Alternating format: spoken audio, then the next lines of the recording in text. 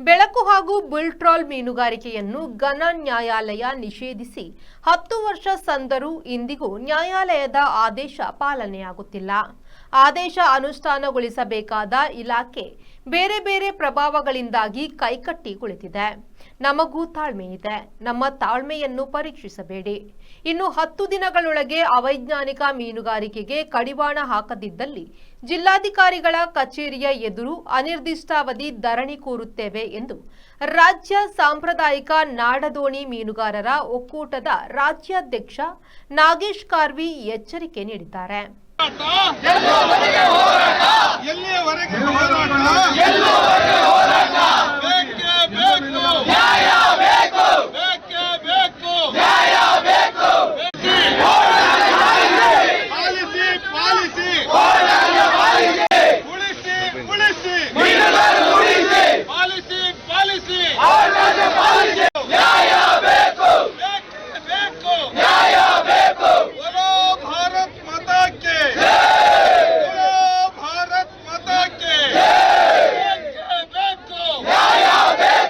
ಅವೈಜ್ಞಾನಿಕ ಮೀನುಗಾರಿಕೆಯಾದ ಬೆಳಕು ಹಾಗೂ ಬುಲ್ ಟ್ರಾಲ್ ಮೀನುಗಾರಿಕೆ ನಿಷೇಧದ ಅನುಷ್ಠಾನಕ್ಕಾಗಿ ಹಾಗೂ ಸೀಮೆ ಎಣ್ಣೆ ದರ ಏರಿಕೆ ಮಾಡಿರುವುದನ್ನು ವಿರೋಧಿಸಿ ಶುಕ್ರವಾರ ತ್ರಾಸಿ ಅರಬ್ಬಿ ಸಮುದ್ರದ ತೀರದಲ್ಲಿ ರಾಜ್ಯ ಸಾಂಪ್ರದಾಯಿಕ ನಾಡದೋಣಿ ಮೀನುಗಾರರ ಒಕ್ಕೂಟದ ನೇತೃತ್ವದಲ್ಲಿ ತ್ರಾಸಿಯ ಸಮುದ್ರ ತೀರದಲ್ಲಿ ನಡೆದ ಬೃಹತ್ ಪ್ರತಿಭಟನಾ ಸಭೆಯಲ್ಲಿ ಅವರು ಮಾತನಾಡಿದರು.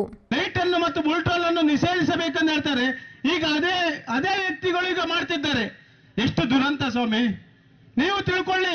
ಮೀನುಗಾರರು ನಾವು ಬಡ ಮೀನುಗಾರರು, ನಿಮ್ ಜೊತೆ ನಾವು ಮೀನುಗಾರಿಕೆಯನ್ನು ಮಾಡ್ತಿದ್ದೇವೆ. ನಮ್ಗೀಗ ಮೀನುಗಾರಿಕೆ ಸ್ಥಗಿತಗೊಳ್ತಿದೆ, ಅದನ್ನು ನಿಮ್ಮ ತಲೆಯಲ್ಲಿ ಇಟ್ಕೊಳ್ಳಿ. ನಮಗೆ ಈಗ ಸ್ಥಗಿತಗೊಳ್ಬಹುದು, ಮೀನುಗಾರ ದೊಡ್ಡ ಉದ್ಯಮಿಗಳ ಗಮನಕ್ಕಿರಲಿ, ಈಗ ಸ್ಥಗಿತಗೊಳ್ಬಹುದು. ಮುಂದಿನ ದಿನದಲ್ಲಿ ನಮ್ಮ ಜೊತೆ ನೀವು ಸ್ಥಗಿತಗೊಳಿಸುವಂತ ಪರಿಸ್ಥಿತಿ ಬರ್ತದೆ. ಇದೊಂದು ಎಚ್ಚರಿಕೆ ಇರಲಿ. ಇಲ್ಲಾಂದ್ರೆ ನಾವು ಈಗ ನೀವು ನಾಳೆ ಬೀದಿಗಲ್ಲ, ನಾವು ಮನೆಯಲ್ಲೇ ಕೂತ್ಕೊಳ್ಳುವಂತ ಪರಿಸ್ಥಿತಿಯನ್ನು ನೀವು ತಂದ್ಕೊಡ್ತೀರಾ. ಆದ್ರೆ ಬೋಟ್ ನಲ್ಲಿ ಯಾರ್ಯಾರೋ ತಂದು ಮಾಡ್ತಾರೆ, ಹಾಗಂತ ಹೇಳುದಿಲ್ಲ. ನಾವು ಅವ್ರನ್ನ ಸ್ವಾಗತಿಸ್ತೇವೆ, ಅದು ದುಡಿಮೆ.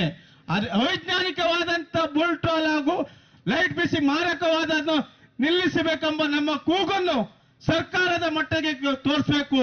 ಮುಂದಿನಿಂದಲೇ ಎಚ್ಚರಿಕೆ ನೀಡ್ತಾ ಇದ್ದೇನೆ. ಇದು ನಮ್ಮ ಇಲ್ಲಿಗೆ ನಿತ್ರೆ ನಾವು ಸ್ವಾಗತಿಸ್ತೇವೆ. ನಮ್ಮ ಅವೈಜ್ಞಾನಿಕವಾದ ಮೀನುಗಾರಿಕೆ ನಿಲ್ಬೇಕು, ಸಾಂಪ್ರದಾಯಿಕ ಮೀನುಗಾರಿಕೆ ಆಗಬೇಕು. ಲೈಟ್ ಮತ್ತು ಬುಲ್ ಟ್ರಾಲ್ ಇದೆರಡನ್ನು ಸ್ಥಗಿತಗೊಳಿಸಲೇಬೇಕು. ಇಲ್ಲಾಂದ್ರೆ ಮುಂದಿನ ಇವತ್ತೇ ಇಲ್ಲಿ ಸಾಂಕೇತಿಕವಾಗಿ ರಸ್ತೆ ತಡೆಯನ್ನು ಮಾಡ್ತಿದ್ದೇವೆ. ಮುಂದಿನ ದಿನದಲ್ಲಿ ಆ ಜಿಲ್ಲೆಯ ಮತ್ತೆ ಸಂಬಂಧಪಟ್ಟ ಇಲಾಖೆ ಮುಂದೆ ನಾವು ಕೂತ್ಕೊಳ್ಳುವಂತ ಸಂದರ್ಭ ಬರ್ತದೆ. ಅದನ್ನು ತಡೆ ನಿಲ್ಲಿಸಿ ದಯವಿಟ್ಟು ಹೇಳ್ತಿದ್ದೇನೆ. ಮುಂದಿನ ದಿನದಲ್ಲಿ ನಾವು ಹೋರಾಟ ಮಾಡ್ಲಿಕ್ಕೆ ತಗುವುದಿಲ್ಲ. ನಮಗೆ ಹೊಟ್ಟೆಗಿಲ್ಲ ಸ್ವಾಮಿ, ನಾವು ಕಷ್ಟಪಡ್ತಿದ್ದೇವೆ. ಎಷ್ಟು ಕಷ್ಟಪಡ್ತಿದ್ದೇವೆ, ಮೇಲೆ ನಿಲ್ಲುವಂತ ಉದ್ಯೋಗವನ್ನು ನಾವೀಗ ನವೆಂಬರ್ ತಿಂಗಳಲ್ಲಿ ನಿಲ್ಲಿಸುವಂತ ಪರಿಸ್ಥಿತಿ ಬಂದಿದೆ. ನಾವು ಮುಂದಿನ ದಿನದಲ್ಲಿ ಇದು ಹೋರಾಟ ಹೇಗೆ ರೂಪರೇಷೆಗೊಳಿಸ್ಬೇಕಂತ ಹೇಳಿ ನಾವು ಮಾಡ್ತೇವೆ ಸ್ವಾಮಿ. ನಾವು ಒಂದು ಲಾಸ್ಟ್ ಕೊನೆ ಮಾತಾಡ್ತಾ ಇದ್ದೇವೆ, ನೋವಿನಿಂದ ಹೇಳ್ತಾ ಇದ್ದೇವೆ. ನಾವು ಬೆಳಿಗ್ಗೆ ಎದ್ದು ನಾವು 4 ಗಂಟೆಯಿಂದ ಎಲ್ಲ ಮೀನುಗಾರಿಕೆ ಹೋಗೋರು ಬಿಟ್ಟೆ ಯಾರು ಮೇಲೆ ನಿಂತ್ಕೊಂಡು ಸಾಹುಕಾರಿಕೆ ಮಾಡೋರು ಯಾರು ಇಲ್ಲ ಸ್ವಾಮಿ. ಇಲ್ಲಿ ಯಾರು ಇಲ್ಲ, ಎಲ್ಲ ಮೀನುಗಾರಿಕೆ ಹೋಗ್ಬೇಕು. ಎಲ್ಲ ಜನಪ್ರತಿನಿಧಿಗಳ ಗಮನಕ್ಕೆ ತರ್ತಿದ್ದೇನೆ. ಇದು ನಾವು ಬಡ ಮೀನುಗಾರರು ಇಷ್ಟು ಕಷ್ಟಪಡ್ತಿದ್ದೇನೆ, ನೀವು ಅರ್ಥ ಮಾಡ್ಕೊಳ್ಳಿ ನಮ್ಮ ಕೂಗನ್ನು. ಒಕ್ಕೂಟದ ಗೌರವ ಸಲಹೆಗಾರ ಮೀನುಗಾರರ ಮುಖಂಡ ಮದನ್ ಕುಮಾರ್ ಉಪ್ಪುಂದ ಮಾತನಾಡಿ, ಈ ಭಾಗದಲ್ಲಿ ಮೀನುಗಾರ ಸಮುದಾಯ ದೊಡ್ಡ ಸಮುದಾಯವಾಗಿ ಬೆಳೆದು ನಿಂತಿದೆ. ಇಲ್ಲಿನ ಜನಪ್ರತಿನಿಧಿಗಳಿಗೆ ದೊಡ್ಡ ದೊಡ್ಡ ಬೋಟಿನ ಮಾಲೀಕರು ಕಣ್ಣಿಗೆ ಕಾಣುತ್ತಾರೆ ವಿನಃ ಬಡ ನಾಡದೋಣಿ ಮೀನುಗಾರರು ಕಣ್ಣಿಗೆ ಕಾಣುವುದಿಲ್ಲ.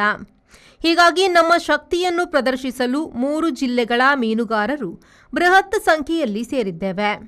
ತಜ್ಞರ ಸಲಹೆಯ ಮೇರೆಗೆ ನ್ಯಾಯಾಲಯ ಈ ಅವೈಜ್ಞಾನಿಕ ಮೀನುಗಾರಿಕೆಯನ್ನು ನಿಷೇಧಿಸಿದೆ. ಮೀನು ಸಂತತಿ ಉಳಿಸಬೇಕು, ಮುಂದಿನ ತಲೆಮಾರುಗಳಿಗೆ ಮೀನುಗಾರಿಕೆಯನ್ನು ಕೊಂಡೊಯ್ಯಬೇಕು. ಸಣ್ಣ ಸಣ್ಣ ವಿಚಾರವೂ ವಿಧಾನಸೌಧದಲ್ಲಿ ಚರ್ಚೆಗಳಾಗುತ್ತದೆ. ಆದರೆ ಬಲಿಷ್ಠ ಮೀನುಗಾರ ಸಮುದಾಯದ ಪರ ಚರ್ಚೆಗಳಾಗದೇ ಇರುವುದು ದುರಂತ ಎಂದರು. ಸುತ್ತಿನ ಮಾತುಕತೆಗಳನ್ನು ನಡೆಸಿದ ಪರಿಣಾಮವಾಗಿ ಕರಾವಳಿ ಭಾಗದ ಒಂದು ದೊಡ್ಡ ಸಮುದಾಯ ಈ ಮೀನುಗಾರರು. ಶಿಸ್ತಿಗೆ ಹೆಸರಾದವರು ಮೀನುಗಾರರು, ಧರ್ಮನಿಷ್ಠೆಗೆ ಹೆಸರಾದವರು ಮೀನುಗಾರರು, ಹಾಗೆ ಕೋಪಕ್ಕೆ ಹೆಸರಾದವರು ಮೀನುಗಾರರು. ಆದ್ದರಿಂದ ಅನೇಕ ಅಧಿಕಾರಿಗಳು ಅನೇಕ ಸುತ್ತಿನ ಮಾತುಕತೆಯಲ್ಲಿ ನಮಗೆ ಕೆಲವಾರು ವಿಚಾರಗಳನ್ನು ತಂದರು.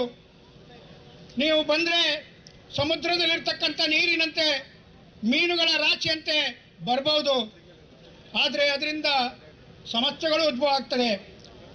ಆದ್ದರಿಂದ ಮುಖಂಡರುಗಳೆಲ್ಲರೂ ಕೂಡ ತಮ್ಮ ತಮ್ಮ ಮೇಲೆ ನಿರ್ಬಂಧವನ್ನು ಹೇರ್ಕೊಳ್ಬೇಕು. ಪರಿಷತ್ತಿನ ಸದಸ್ಯರಿಗೆ ಅವರು ಉತ್ತರ ಕೊಟ್ಟಿದ್ದಾರೆ.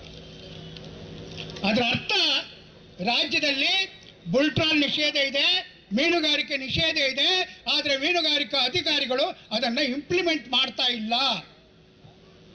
ನಾವು ಮಾಡ್ತಿರುವಂಥ ಈ ಹೋರಾಟ ಕರ್ನಾಟಕ ಸರ್ಕಾರದ ವಿರುದ್ಧವಾಗಲಿ ಅಥವಾ ಯಾವುದೋ ಒಂದು ವ್ಯಕ್ತಿಯ ವಿರುದ್ಧವಾಗಿ ಅಲ್ಲ.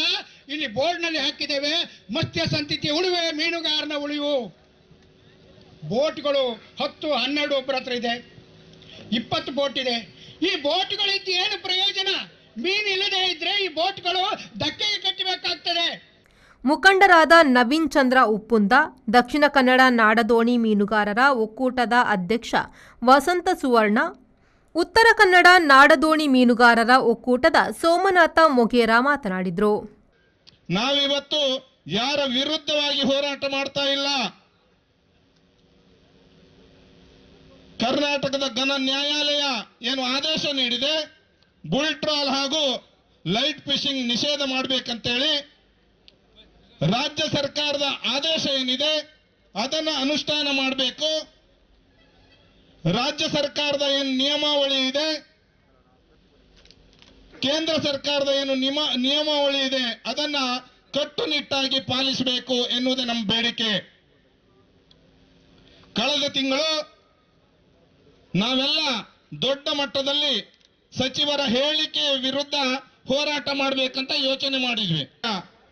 ಅಸಿಸ್ಟೆಂಟ್ ಕಮಿಷನರ್ ಹೇಳ್ತಾರೆ, ನಾವು ಯೋಚನೆ ಮಾಡಬೇಕು ಮೀನುಗಾರ ಬಂಧುಗಳೇ. ಇವತ್ತು ರಾಜ್ಯದಲ್ಲಿ ಅವರವರ ಬೇಡಿಕೆಗಾಗಿ ತತ್ಕ್ಷಣ ಹೋರಾಟಕ್ಕೆ ಇಳಿತಾರೆ. ನಾವು ಮನವಿ ಕೊಟ್ಟು ನಮಗೆ ಅವಕಾಶ ಮಾಡಿಕೊಡಿ ಅಂತ ಹೇಳಿದ್ರು ಕೂಡ ಅವಕಾಶ ಮಾಡಿಕೊಡುವಂತ ಕೆಲಸಗಳಾಗ್ತಾ ಇಲ್ಲ. ಇದರ ಹಿಂದೆ ಯಾರ್ದೋ ಕೈವಾಡ ಇರಲೇಬೇಕಲ್ಲ. ನಮ್ಮ ಮೀನುಗಾರಿಕೆನೇ ಇಲ್ಲದ ಪಕ್ಷದಲ್ಲಿ ನಾವು ಯಾವ ಕಸಬನ್ನ ಮಾಡಬೇಕು? ಇವರು ಆರಾಮಾಗಿ 10 ಗಂಟೆ ಬಂದು ಸಂಬಳ ತಕೊಂಡು ಹೋಗ್ತಾರೆ, ತಿಂಗಳ 5ನೇ ತಾರೀಕಿಗೆ. ನಮಗೆ ಯಾರು ಕೊಡುವವರು ಸಂಬಳ? ನಾವಿರೋದ್ರಿಂದ ನೀವು ಅಧಿಕಾರಿಗಳು ಇರುವಂತವ್ರು, ನಾವು ಇರೋದ್ರಿಂದ ನಿಮ್ಮ ಜೀವನ ನಡೀತಾ ಇದೆ, ನಾವಿರೋದ್ರಿಂದ ನಿಮ್ಮ ಮಕ್ಕಳು ಮರಿ ಓದುತ್ತಾ ಇದ್ದಾರೆ, ಹೊಟ್ಟೆ ತುಂಬ ಅನ್ನ ಉಣ್ತಾ ಇದ್ದಾರೆ. ಇಲ್ಲಾದ್ರೆ ಅಧಿಕಾರಿಗಳು ಯಾರು ಕೆಲಸ ಮಾಡೋದು ಬೇಡ, ನೀವು ಕೆಲಸ ಮಾಡೋದೇ ಬೇಡ. ರಾಜೀನಾಮೆ ಕೊಟ್ಟು ಮನೆಗೆ ಹೋಗಿ.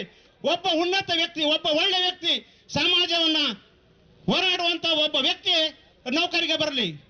ಯಾರಿಗೂ ಅಂಜದೆ, ಯಾರಿಗೂ ಹೆದರದೆ. ಕಾನೂನು ಏನಿದೆ? ಲೈಟ್ ಫಿಶಿಂಗ್ ಮಾಡಬಾರ್ದಂತ ಕಾನೂನು ಇದೆ, ಬುಲ್ಟ್ರಾಲ್ ಮಾಡಬಾರ್ದಂತ ಕಾನೂನು ಇದೆ. ಇದನ್ನೆಲ್ಲ ಯಾಕೆ ಮಾಡುವುದು? ಆದೇಶ ಯಾರು ಮಾಡೋರು? ಯಾರು?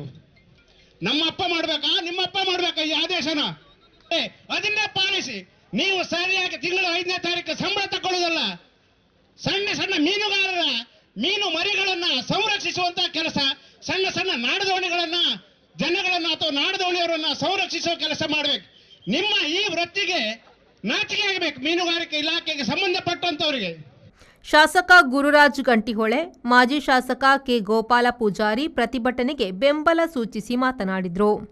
ನಾಡದೋಣಿಯರು ಈ ದುಡಿಮೆಯರು ಬಿಡಿ, ನಾಳೆ ಬೋಟಿನರಿಗೂ ಇಲ್ಲಿ ಅಲ್ಲ ಎಲ್ಲಾ ಕತೆ ಹೇಳಿ, ಆ ಚಿನ್ನದ ಕೋಳಿ ಮಟ್ಟಿ ಕತೆ ಹೇಳಿ ಹೇಳಿ ಹೇಳಿ ಹೇಳಿ ಚಿನ್ನದ ಕೋಳಿ ಮಟ್ಟಿ ಹಾಕತ್ತಂತಲ್ಲಿ ಹೇಳಿ ಕೋಳಿ ಕೊಯ್ಬೇಡಿ, ನಾಳೆ ಇಲ್ಲ ಅಂತೇಳಿ ಹೇಳ್ರಿ. ಯಾರಿಗೆ ಕೇತಿತ್ತು ಹೇಳಿ? ಯಾರು ಅರ್ಥ ಮಾಡ್ಕೊಂಡಿರ? ಇಲ್ಲ ಇದು ನಾಳೆ ಸಮಸ್ಯೆ ಆತ್ತ, ಇದು ತೊಂದರೆ ಆತ್ತ, ಬರಗಾಲ ಬತ್ತತ್ತ, ಯಾರು ಅರ್ಥ ಮಾಡ್ಕೊಂತಿದ್ರು? ನಿಮಗೆ ಇದನ್ನ ನಾವು ಕಡ್ಲು ಮಕ್ಕಳಂಬರ ನಾವು ಇದನ್ನು ಒತ್ತಡ ಹಾಕಿ ನಿಲ್ಲಿಸಿ ಹೇಳಿ. ನಾನು ಕೇಂಡೆ ಈಗ ನನಗೆ ಯಾವಾಗಲೂ ಈ ನಾಗೇಶ್ ಮತ್ತು ಯಶವಂತನ ಬಗ್ಗೆ ಭಾರಿ ಖುಷಿ.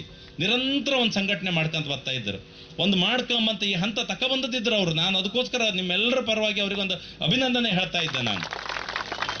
ಬಟ್ ನಾನೊಂದು ಪ್ರಶ್ನೆ ಕೇಂಡೆ, ಆಯ್ತು ಇವತ್ತು ಪ್ರತಿಭಟನೆ ಮಾಡಿರಿ, ಮುಂದೇನು? ನಿಮಗೆ ಪ್ರತಿಭಟನೆ ಅನ್ನೋದು ಒಂದು ಹೆದರಿಕೆ. ಅದು ಮೊನ್ನೆ ಒಂದಿಷ್ಟು ಜನ ಸೇರಿರ ಒಳ್ಳೆ ರೀತಿಯ ಕೂಕಂಡು ಬಿಸ್ಲ ಕೂಕಂಡು ಹೇಳದ್ ಪೂರಾ ಭಾಷಣ ಕೇಳ್ಕಂಡು ಎಲ್ಲರೂ ಬಂದು ನಾನಿದ್ದೆ ಅಂದಿಕ್ ಹೋಯ್ರ. ಅವ್ರು ಕೇಳ್ಕೊಂಡು ಹೋಯ್ರ. ಕಡಿ ಹಂಬಲೋಪದಲ್ಲ. ನಾನು ನಾಗೇಶ್ನ ಈಗಳ ಕೇಂಡೆ, ಮುಂದೇನು 2 ದಿವಸ ಟೈಮ್ ಕೊಡ್ತೀರಿ. ಈ ಪ್ರತಿಭಟನೆಯಲ್ಲಿ ಅನೌನ್ಸ್ ಆಗ್ಬೇಕು. ಇನ್ನೊಂದು 15 ದಿವಸ, ಇನ್ನೊಂದು 1 ತಿಂಗಳ ಹಿಂಗ್ ಮಾಡಿ. ಅದು ಅಲ್ದಿದ್ರೆ ಎಂತ ಮಾಡೋದು? ನಮ್ಮ ಹಣೆ ಬಾರ ಅಂದೇಳಿ ಮನೆ ಕೂಕಂದಾರ ಈ ಪ್ರತಿಭಟನೆ ಅಂತ ಮಾಡ್ಕ. ಪ್ರತಿಭಟನೆಯ ಮುಂದಿನ ರೂಪ ಏನು? ನಿಮಗೆ ಐಕ್ಯ ಅಂತಿದ್ರೆ ಮಾಡಿಸ್ಕಣಕ್, ಹೌದಲ್ ತಮ್ಮದನ್ನ? ದುಡ್ಮೆ ತೊಂದರೆ ಆಯ್ಕಂತ ನಾ ಹೇಳೋದಿಲ್ಲ ನೋಡಿ. ಕಾನೂನು ಅಂತೇಳಿ ಹೇಳುವಂಥದ್ದು, ಅಧ್ಯಯನ ಅನ್ನುವಂಥದ್ದು ಹೇಳೋದು ಎಲ್ರಿಗೂ ತೊಂದರೆ ಇತ್ತು. ಈವನ್ ನನ್ನ ಹತ್ರ ಸುಮಾರು ಬೋಟಿನರು ಹೇಳ್ಯಾರ, ಆಕ್ಚುಲಿ ಮಾಡೋಕ್ಕಾಗ ಮಾರ್ರೆ, ಮಾಡ್ರೆ ನಾಳೆ ಎಂಥದ್ದು ಉಳುದಿಲ್ಲ ಮಾರ್ರೆ. ಬೋಟಿಗೂ ನಾಳೆಗೆ ಮೀನಿಗೆ ಫಿಶಿಂಗಿಗೆ ಮೀನು ಬತ್ತಿಲ್ಲ. ಆದ್ರೆ ನಾವು ಒಬ್ರು ಮಾಡ್ಕೊಂಬಕತ್ತ ಎಲ್ಲರೂ ಒಟ್ಟಾಗಿ ಹೇಳ್ರಡ್ಡಿಲ್ಲ, ಕಾನೂನು ಹೇಳ್ರಡ್ಡಿಲ್ಲ, ಕೋರ್ಟ್ ಹೇಳಿದ್ರೆ ಬೇರೆಯವ್ರನ್ನ ಕೈ ತೋರಿಸ್ತಾ ಇಕೊಂಡ್ರೆ.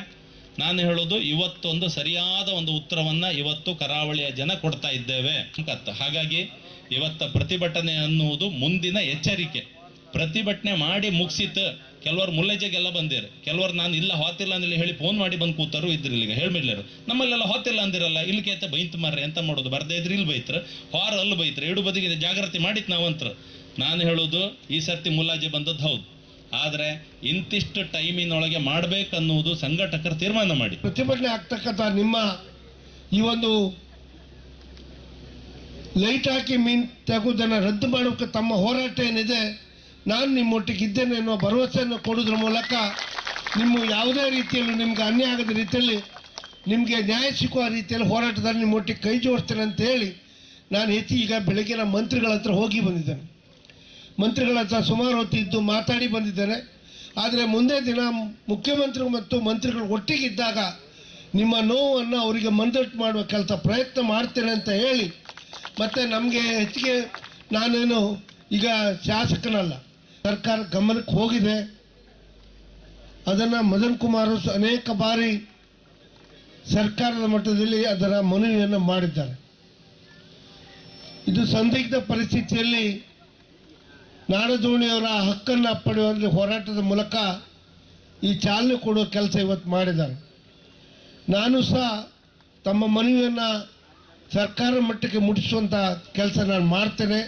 ಜಿಲ್ಲಾ ಪಂಚಾಯತ್ನ ಮಾಜಿ ಅಧ್ಯಕ್ಷ ಎಸ್ ರಾಜು ಪೂಜಾರಿ ಪ್ರತಿಭಟನೆಗೆ ಬೆಂಬಲ ಸೂಚಿಸಿದರು. ಬೈಂದೂರು ಶಾಸಕ ಗುರುರಾಜ್ ಗಂಟಿಹೊಳೆ ಹಾಗೂ ಮೀನುಗಾರಿಕಾ ಇಲಾಖೆಯ ಅಧಿಕಾರಿಗಳಿಗೆ ಪ್ರತಿಭಟನಾ ನಿರತ ಮೀನುಗಾರರು ಮನವಿ ಸಲ್ಲಿಸಿದರು. ಕುಂದಾಪುರ ಉಪವಿಭಾಗದ ಸಹಾಯಕ ಆಯುಕ್ತ ಮಹೇಶ್ ಚಂದ್ರ, ಉಡುಪಿ ಮೀನುಗಾರಿಕಾ ಇಲಾಖೆಯ ಸಹ ನಿರ್ದೇಶಕ ವಿವೇಕ್, ದಕ್ಷಿಣ ಕನ್ನಡ ಉಡುಪಿ ಮೀನುಗಾರಿಕಾ ಇಲಾಖೆಯ ಸಹ ನಿರ್ದೇಶಕ ಸಿದ್ದಯ್ಯ, ಉಡುಪಿ ಮೀನುಗಾರಿಕಾ ಇಲಾಖೆಯ ಜಿಲ್ಲಾ ನಿರ್ದೇಶಕಿ ಅಂಜನಾ ದೇವಿ, ತಾಲೂಕು ಸಹಾಯಕ ನಿರ್ದೇಶಕಿ ಸುಮಲತಾ, ಉಡುಪಿ ಸಹಾಯಕ ನಿರ್ದೇಶಕ ದಿವಾಕರ ಕಾರ್ವಿ, ಮೀನುಗಾರ ಮುಖಂಡರಾದ ಯಶವಂತ್ ಕಾರ್ವಿ, ವೆಂಕಟರಮಣ ಕಾರ್ವಿ ಮತ್ತಿತರರು ಉಪಸ್ಥಿತರಿದ್ದರು. ಡಿವೈಎಸ್ಪಿ ಬೆಳ್ಳಿಯಪ್ಪ, ಸಿಪಿಐಗಳಾದ ಸವಿತ್ರಾ ತೇಜ್, ಜಯರಾಮ್ ಗೌಡ, ಪಿಎಸ್ಐಗಳಾದ ಹರೀಶ್ ಆರ್ ನಾಯ್ಕ್, ತಿಮ್ಮೇಶ್ ಬಿಎನ್, ನಂಜಾ ನಾಯ್ಕ್, ಬಸವರಾಜ್ ಕನಶೆಟ್ಟಿ, ವಿನಯ್ ಕೋರ್ಲಹಳ್ಳಿ, ಪ್ರಸಾದ್ ಬಂದೋಬಸ್ತ್ನ ವ್ಯವಸ್ಥೆ ಕಲ್ಪಿಸಿದರು. ಶ್ರೀಕಾಂತ್ ಎಮ್ಮಾಡಿ, ವಿ4 ನ್ಯೂಸ್, ಕುಂದಾಪುರ.